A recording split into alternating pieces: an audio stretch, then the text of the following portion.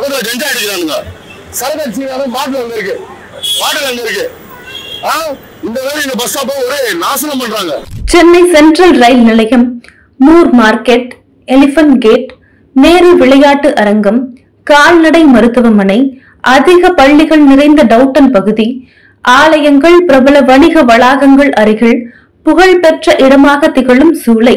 இந்த பகுதியில் பிரபல பள்ளிகள், சிறு குறு தொழிற்சாலைகள் நிறைந்த இடமாக காணப்படுகிறது சூளை பகுதி. சூளை போஸ்ட் ஆபீஸ் பஸ் நிலையம்தான் பிரதான மக்களின் பஸ் நிறுத்தம். அதன் பின்புறம் பொதுமக்கள் வசதிக்காக பொது கழிப்பிடம் ஒன்று 10 ஆண்டுகள் முன்பாக இருந்தது. இந்த பொது கழிப்பிடம் போதிய பராமரிப்பு இல்லாமல் பொது கழிப்பிடத்திலிருந்து கழிவுநீர் வெளியே வருவதும், இரவு நேரத்தில் வெளியிலே சிறுநீர் கழிப்பதும், சில சமூக விரோதிகள் கஞ்சா மது போன்று பயன்படுத்துவது, பள்ளி மாணவிகள் பஸ்காக காத்திருக்கும் பெண்களை சமூக விரோதிகள் கிண்டலும் கேலியும் செய்வதும் வாடிக்கையான ஒரு இடமாக திகழ்ந்தது. காவல்துறையில் புகார் அளித்தும் அந்த நேரத்தில் மட்டும் தீர்வு காணப்படும். நிரந்தர தீர்வு காண வேண்டும் என்பது எட்டா கனியாகவே அமைந்துவிட்டது. சமூக விரோதிகள் பயன்படுத்தும் பொது கழிப்பிடம் பிரதான இடமாக திகழ்ந்தது. அந்த பகுதியில் உள்ள பல்வேறு கட்சியின் அரசியல் தலைவர்கள், சமூக ஆர்வலர்கள், பொதுமக்கள் பல போராட்டங்கள் கண்டு அந்த பொது கழிப்பிடம் தற்போது இடிக்கப்பட்டுள்ளது.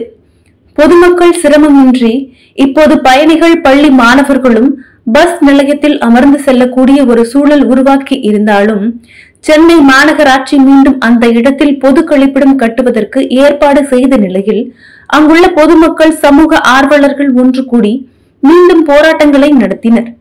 இந்த இடத்தில் பொது கழிப்பிடம் வராமல் வேறு இடத்தில் அதை எடுத்து செல்ல வேண்டும் என்று அந்த இடத்தில் ஒரு சிறிய நூலகமும் அல்லது சிறிய பூங்காக்கள், பயணிகள் அமர்ந்து செல்வதற்கு ஒரு இடமாகவோ மாற்றி தர வேண்டும் என்று போராடி வரக்கூடிய இந்த சூழ்நிலையில் பொதுமக்களின் கருத்துக்கள், எண்ணங்களையும் நாம் பிரதிபலிக்கும் வகையில் இந்த வீடியோ காணொளி நாம் எடுத்து இருக்கின்றோம்.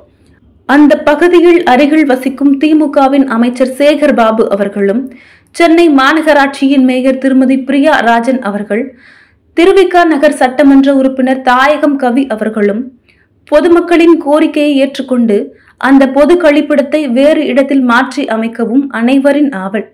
எனவே தமிழக அரசும், உள்ளாட்சித்துறையும், பொதுப்பணித்துறையும், சென்னை மாநகராட்சியும் கவனத்தில் கொண்டு மக்களின் கோரிக்கையை ஏற்றுக்கொள்வார்கள் நம்பிக்கையில் சூளை பகுதி மக்கள் காத்திருக்கிறார்கள். சமூக விரோதிகளின் கூடாரத்தை நிரந்தரமாக தகர்த்து எழும் ஒரு நிலையை உருவாக்கி தருவார்கள் என்று நம்பிக்கையுடன் காத்திருக்கிறார்கள். நம் தமிழர்களுக்கு வணக்கம். இப்ப நம்ம எங்க இருக்கோம்னு பார்த்தோம்னா, சூளை பேருந்து நிறுத்தத்துக்கிட்ட ஒரு பாலடைஞ்ச கழிப்பிடம் ஒண்ணு இருக்கு. அதையும் ரொம்ப நாளா பராமரிக்கப்படாம அப்படியே விட்டு வச்சிருக்காங்க. அந்த கழிப்பிடத்தால இந்த வர பொதுமக்களுக்கும் ஸ்கூல் படிக்கிற பிள்ளைங்களுக்கும் ரொம்ப தொந்தரவா இருக்கு. இது பக்கமே பார்த்தோம்னா ஒரு காவல் கண்காணிப்பு அறையும் இருக்கு. அதுக்கு பக்கம் பார்த்தோம்னா ஒரு சின்ன ஒரு கோவில் இருக்கு. இதுக்கு ஆப்போசிட்ல பார்த்தோம்னா ஒரு ஸ்கூல் ஒண்ணு இருக்கு. இந்த ஒரு நாளைக்கு ஒரு 1000கணக்கான மக்கள் வந்து இங்க வந்து பஸ் ஏறுறாங்க, இறங்குறாங்க. அந்த மாதிரி ஒரு இடத்துல இந்த மாதிரி ஒரு கழிப்பிடம் இருக்கிறது வந்து பொதுமக்களுக்கு ரொம்ப தொந்தரவா இருக்குன்னு சொல்லிட்டு இந்த கழிப்பறை அகற்றத்திற்காக கிட்டத்தட்ட 10 வருஷமா இந்த பகுதி மக்கள் போராடிட்டு வரான்னு சொல்றாங்க. அவங்க கிட்ட எதுக்காக இந்த கழிவறை அகற்றணும்னு கேட்டு தெரிஞ்சுக்கலாம். இப்ப வந்து இந்த கழிப்பறைய அகற்ற சொல்றீங்களா இல்ல பராமரிக்க? நிறைய அசிங்கப்படுறாங்க. அது வைக்கிறதே வேஸ்ட். ஏன்னா அது பசங்க கஞ்சா அடிக்கிறானுங்க, நிறைய தப்பு பேரானுங்க, ரொம்ப இது பண்றானுங்க மேடம். போதை ஜனங்களுக்கு பஸ் ஸ்டாப்ல எல்லாம் கொஞ்ச நேரம் இருக்க விட முடியல. ஒரே நாட்டம் ஒரே பயங்கர மாதிரி உட்கார கூட முடியல. டூ பாத்ரூம் கூட போறானுங்க. நைட்ல இருட்டுல வந்து ரொம்ப பண்றாங்க. 3 வருஷத்துக்கு முன்னாடி இருந்தது ஃபர்ஸ்ட் இருந்தது பப்ளிக் பாத்ரூம். அப்போ பஸ் ஸ்டாண்ட் வந்து பழைய பஸ் ஸ்டாண்டு. அப்போ எல்லாரும் யூஸ் பண்ணியிருந்தாங்க, எல்லாம் கரெக்டா இருந்தது. இப்போ என்னன்னா பஸ் ஸ்டாண்ட் பெருசாகிட்டாங்க. அது வந்து பாத்ரூம் யூஸ் ஆகல, அது சும்மா தான் போட்டு. இதனால என்ன ஆகுதுன்னா மிஸ்யூஸ் பண்றாங்க பாத்ரூம். இந்த பசங்க கெஞ்சா அடிக்கிற பசங்க இவங்கலாம் அங்கே வசதியா போயிடுது. நைட் டைம்ல அன் டைம்ல சில லேடிஸ்லாம் கூட்டின்னு வந்து சில தப்பெல்லாம் பண்றாங்க. அது நம்ம வந்து சோசியல் சர்வீஸ்ல இருக்கோம், நம்மள பார்க்க நிறைய பேர் வாட்ஸ்அப்ல அனுப்பிச்சாங்க. இது எப்படி மக்களுக்கு தெரிய வைக்கணும்னா, நியூஸுக்கு தெரிய வைக்கணும்னா நாங்கள் இப்போ அதனால தான் இப்போ வர வச்சோம். இன்னொரு என்னன்னா நிறைய மிஷின் நடக்குதுங்க. 9 மணிக்கே சரியா பசங்க வாடா சாயந்தரம் 10 நிமிஷம் குடிக்காது. ஏதாவது எப்படி இருக்குது சரி சும்மா திரும்ப பார்க்குறேன்.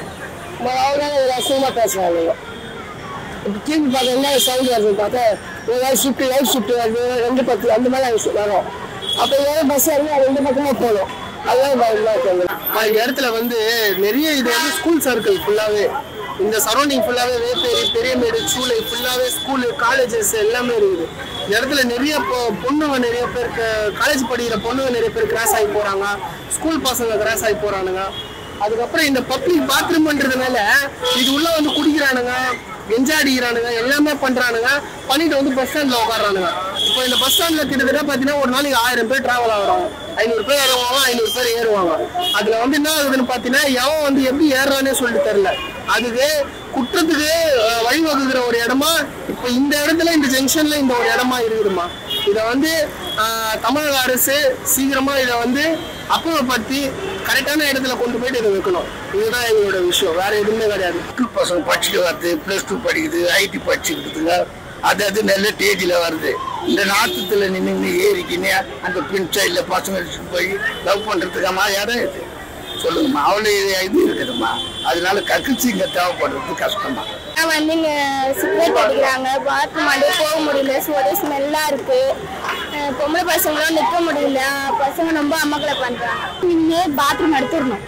இருக்கிறதுனால இந்த கஞ்சா அடிக்கிற பசங்க ப்ளஸ் இந்த மாதிரி பொம்பளை பசங்க சுற்றிட்டு இருப்பாங்க.